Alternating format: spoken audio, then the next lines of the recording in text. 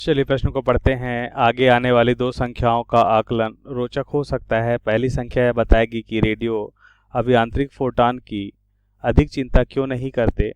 दूसरी संख्या आपको यह बताएगी कि हमारे नेत्र फोटॉनों की गिनती क्यों नहीं कर सकते, भले ही प्रकाश साफ साफ संसूचक योग हो।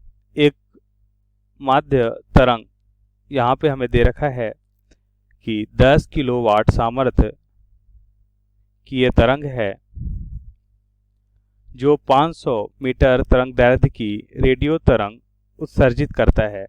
तो इसके द्वारा प्रति सेकंड उत्सर्जित फोटॉनों की संख्या क्या है।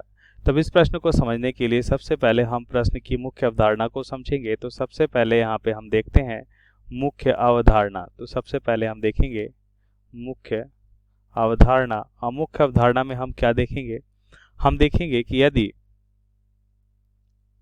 किसी स्रोत से, मान लेते हैं स्रोत है, और इस स्रोत से लैम्डा तरंग दैर्ध्य का कोई भी प्रकाश अगर उत्सर्जित होता है तो क्या इसकी ऊर्जा हम बता सकते हैं। बिल्कुल, यह होता है hc बटा लैम्डा, जहाँ पे लैम्डा उस स्रोत से उत्सर्जित तरंग दैर्ध्य होगी और h क्या होगा, यह प्लांक नियतांक होगा, और c यहाँ पे क्या होगा, प्रकाश का वेग होगा, जहाँ h का मान क्या होता है 6.6 गुणा 10 के घात माइनस 34 जूल सेकेंड, और c का मान यहाँ पे क्या होता है 3 गुणा 10 की घात 8 मीटर प्रति सेकेंड। तो अब यहाँ पे ध्यान से देखिए, तो हम यहाँ पे उत्तर को समझते हैं। तो जैसा कि प्रश्न में हमसे पूछा जा रहा है कि हमें क्या दे रखा है, स्रोत दे रखा है, स्रोत की हम कह सकते हैं शक्ति दे रखी है, और इससे 500 मीटर तरंग दैर्ध्य की रेडियो तरंगें उत्सर्जित होती हैं। तो प्रति सेकंड उत्सर्जित फोटॉनों की संख्या बतानी है।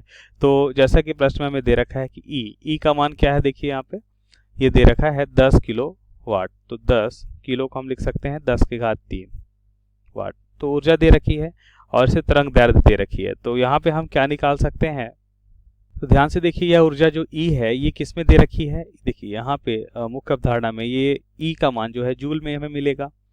अब ये जो ऊर्जा दे रखी है वाट में, इसका मतलब यहाँ पे हमें शक्ति दे रखा है। ठीक है, तो इसका मतलब यहाँ पे हमें क्या दे रखा है, शक्ति P दे रखा है।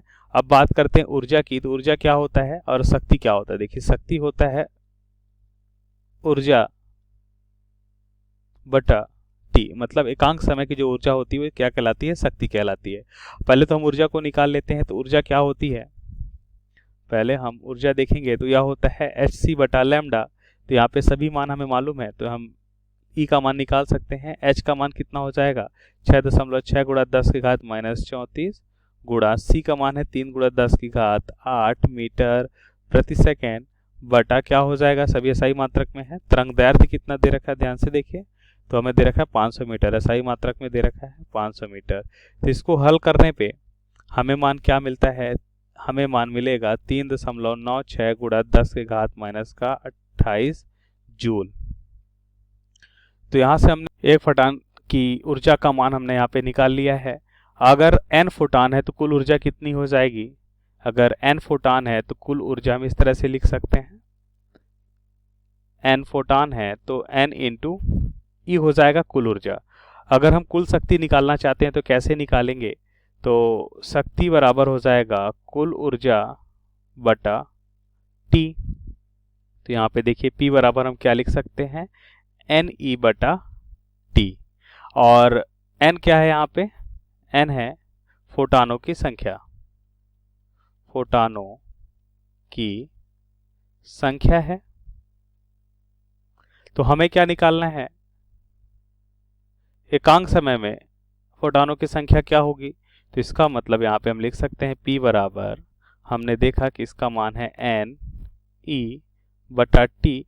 तो n बटा टी का मान हमें निकालना है, तो यह बराबर हो जाएगा P बटा ई।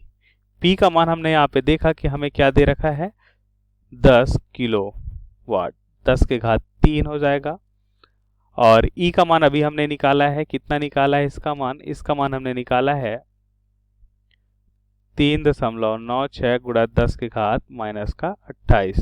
तो इसको हल करने पे हमें फोटॉनों की संख्या क्या मिलेगी, 2.25 या 2.52 गुणा 10 की घात 31 फोटॉन प्रति सेकेंड हमें मिलेगा, फोटॉन प्रति सेकेंड। तो ये हमारे प्रश्न का सही उत्तर हो जाएगा। आशा करते हैं आपको समझ आया होगा। धन्यवाद।